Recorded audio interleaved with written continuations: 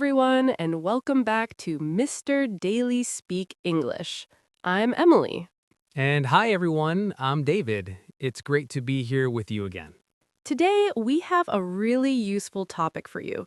We're going to talk about easy English phrases for daily life, phrases you can use every single day in real situations.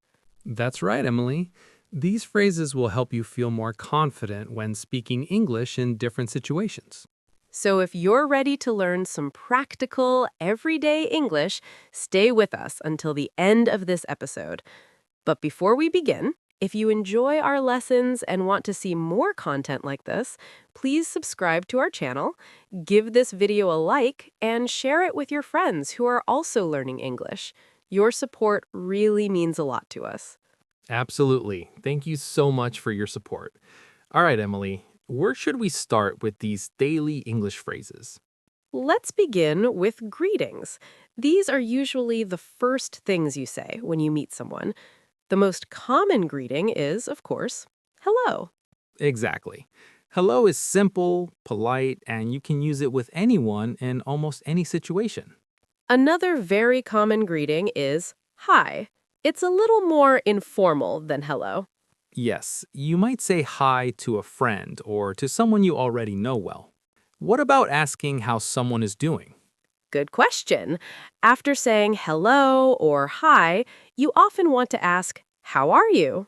And a very common and polite response to how are you is, I'm fine, thank you. And you? That's a perfect polite answer. You say how you feel, then you ask the other person how they are. Sometimes people also say, how's it going? Yes, that's a more casual way to ask how someone is doing. And a natural reply could be, it's going well, thanks. Or, good, thanks. These phrases are great for starting a friendly conversation. Now, what about when we need to ask for something politely? That's very important. One key phrase is, excuse me. You can use it to get someone's attention. Yes, for example, excuse me, where is the restroom? You can also use excuse me if you need someone to move or if you want to ask a question. And when you are asking for something directly, using please makes your request polite. For example, can I have a coffee, please? And when someone does something for you, you should always say thank you. Absolutely. It's a very important phrase in English. And if someone says thank you to you, a common reply is, you're welcome. Or sometimes people say no problem or it's okay. All of these are polite responses to thank you. What about when we want to say goodbye?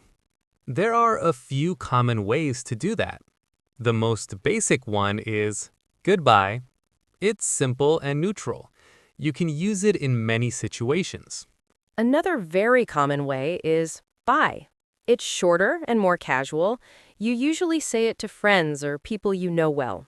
And if you know you will see someone again soon, you can say see you later or see you soon.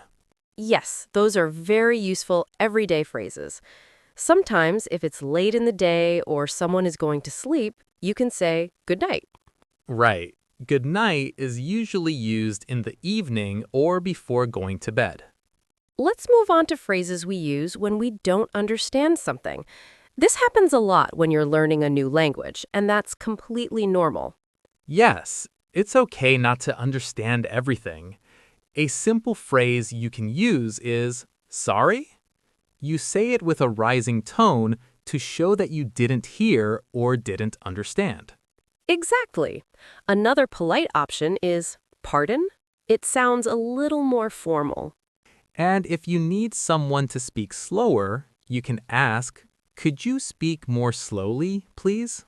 That is a very helpful phrase for learners.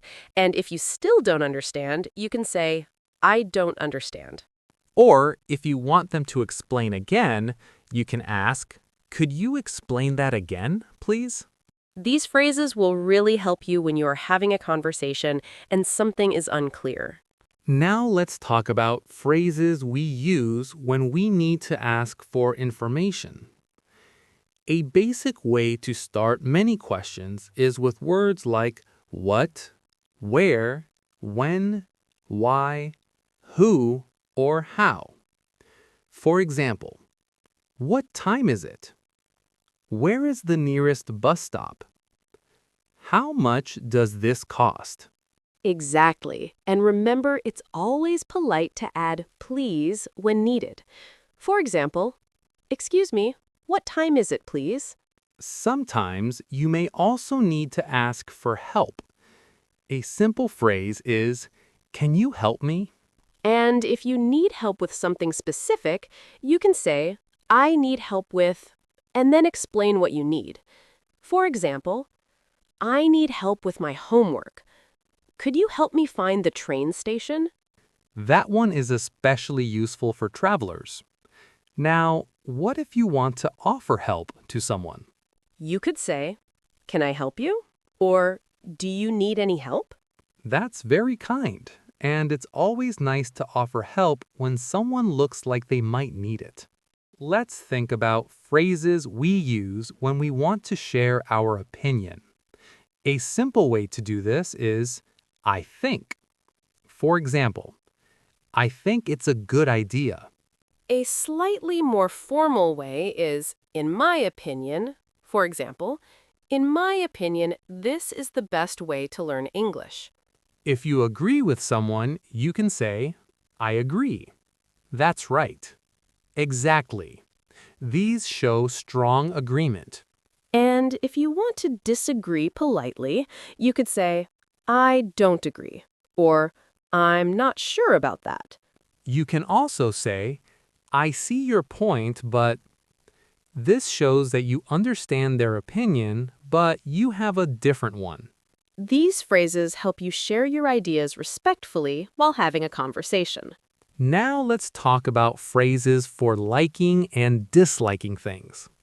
If you like something a lot, you can say, I like it very much, or I love it. If you simply like something, you can say, I like it. And if you don't like something, you can say, I don't like it.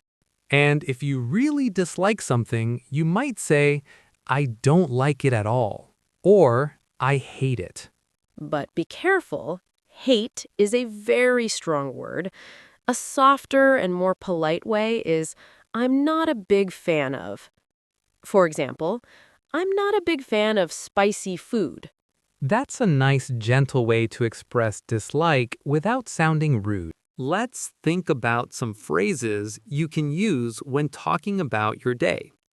You might start by saying, today I, and then say something you did. For example, today I went to the park.